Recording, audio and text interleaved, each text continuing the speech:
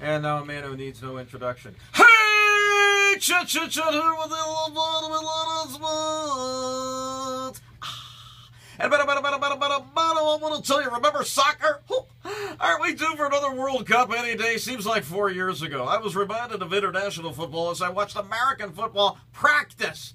Yes, practice on the NFL Network. They had live remote reports from the various camps. I saw Johnny Manziel running a play-action drill with no defense. I saw Andrew Luck dropping back to pass with trainers and equipment boys slapping his jersey to simulate contact. Yes, I'd rather watch contact simulation from towel boys than see Pele III head one into a net. And the Cubs are about next year, maybe. The Bears are about next month, not really. There is nothing now, and even the past is past because the long-awaited Hall of Fame induction of the Big Hurt, pardon my hawk, is over, pardon my hawk. Thought Jerry Reinsdorf was going to be in the past tense for a second there. The Big Hurt thought Jerry'd had the big one.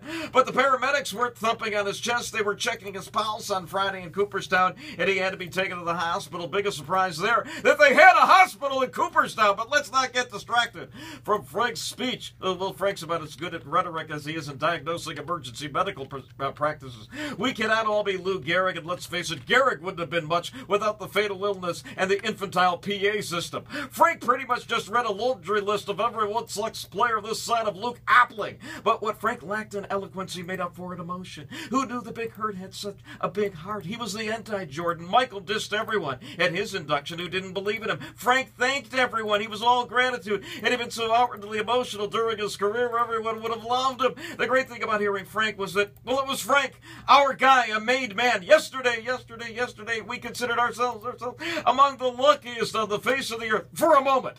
Kudos also to Tony La Russa for getting in and for dissing Harry Carey, not during his speech, but to reporters. Carey, who'd said Bill Veeck was too cheap to hire a real manager when he hired La Russa. La Russa saying that Harry liked to pick on lambs. And you'll note when Harry came to the Cubs, he lost his bite, probably figuring this was his last stop, so he had to be careful. But coward.